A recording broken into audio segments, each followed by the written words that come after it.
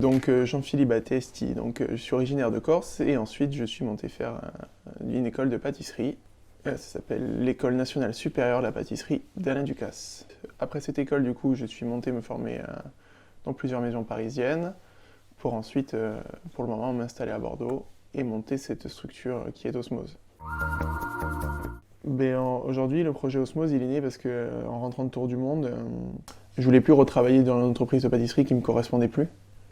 Donc j'ai préféré avoir un autre job à côté, donc un autre travail qui est donc au Hall de Talence, qui touche encore la gastronomie, mais qui je suis plus dans la production, et monter mon entreprise donc Osmose, mais déjà pour me faire plaisir et faire plaisir aux gens surtout. Donc ce sont des cours de pâtisserie, des créations aussi sur mesure, donc qui sont là pour vraiment apprendre la base de la pâtisserie française avec un petit twist en plus. La ville en elle-même, elle est magnifique, et je vivre ici. Mais après, pour être honnête, professionnellement, je trouve pas que ce soit la ville qui me corresponde le plus en termes de pâtisserie. D'accord. Je suis surtout venu à Bordeaux dans un premier temps, mais c'était pour s'installer avec Nolwenn, qui elle voulait faire ses études ici, donc ma femme. Mais si il aurait fallu choisir le professionnel, je pense que je serais resté à Paris, parce que c'est là où j'aurais pu le mieux évoluer. Et aujourd'hui, j'ai fait le choix d'avoir une vie où on est peut-être un peu plus heureux qu'à Paris. Parce qu'au final, Paris, professionnellement, c'est bien, mais on laisse sa vie de côté. Bon, je pense que ça évoluera encore d'ici les années, d'ici l'année. Mais oui, à peu près le gros du projet. Cette volonté, c'est parce qu'en fait, Nolwenn a envie de rentrer en Corse, parce que voilà, Nolwenn finira ses études dans 2 ans. Moi, je trouve qu'il y a un fort potentiel sur Bordeaux. Donc, c'est pas dit qu'un jour, il n'y ait pas une antenne ici à Bordeaux, plus tard. Mais aujourd'hui, la Corse, pourquoi? Parce que, quelque part, c'est un peu mes origines et j'aimerais bien tout ce que j'ai pu emmagasiner, moi, en tant que jeune Corse en partant sur le continent, comme on dit chez nous, essayer de le retranscrire aussi chez moi.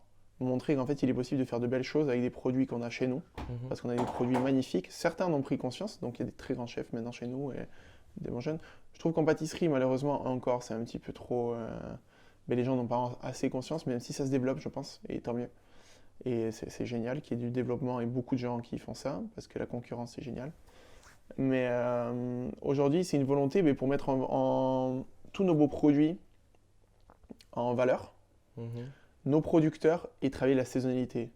Parce que moi, ce qui me rend fou, c'est qu'au final, sur une petite île comme ça, avec des produits aussi magnifiques, trouver encore des restaurants où il y en a à l'appel, ou des restaurants touristiques, parce qu'on vit beaucoup de tourisme, où au final, toutes les cartes sont les mêmes, il n'y a pas de réflexion, alors qu'on a juste à se baisser ou à se lever pour attraper un fruit, ou se baisser pour attraper du légume ou des fruits, qu'on puisse encore travailler avec des produits surgelés ou autre, quoi. Je trouve ça incroyable. Avec Nolwenn, oui. Et aussi cette volonté en voyage de voir plusieurs choses qui nous ont peut-être ouvert les yeux sur la planète et autres, même si c'est un peu le sujet, c'est un peu d'actualité. Mais je pense qu'on en prend réellement conscience que quand on touche les choses du doigt. Donc c'était en plus de faire partie de ma personnalité au niveau du goût, de la gastronomie et des produits, essayer de l'appliquer sur d'autres choses, peut-être au niveau du respect de l'environnement, des emballages, tout ça. Donc on essaie de faire au max. Même si aujourd'hui, malheureusement, il y a toujours la conjoncture économique qui fait que des fois, c'est pas facile, mais on essaie au maximum. Oui, il y a plein de choses intéressantes. Plein de choses intéressantes au niveau des produits purs, en fait, parce que déjà, on a le goût originel des choses quand on va dans les pays tropicaux. Ici, les fruits qu'on a de chez eux, ça n'a pas le même goût au final. C'est vraiment plus fade, parce qu'il y a le traitement, il y a l'envoi, donc il y a beaucoup de transport, tout ça, alors que là on peut goûter des fruits vraiment incroyables et qui ont un goût mais complètement décuplé. J'ai goûté des mangues aux Philippines incroyables et encore plein d'autres choses partout. Même des façons de faire, des cuissons ou autres qu'on pourrait peut-être adapter aussi plus tard ici, même si ce sont des cuissons de rue ou autres, sur des légumes, sur des fruits, des choses très intéressantes au niveau de faire des cafés différents, ou plein de choses. Des expériences humaines surtout, les rencontres. Plusieurs personnes qu'on a rencontrées au bout du monde avec qui on a créé des liens vraiment forts, qu'on revoit encore aujourd'hui et qu'on aimerait revoir plus souvent, mais on n'habite pas dans les mêmes parties de France.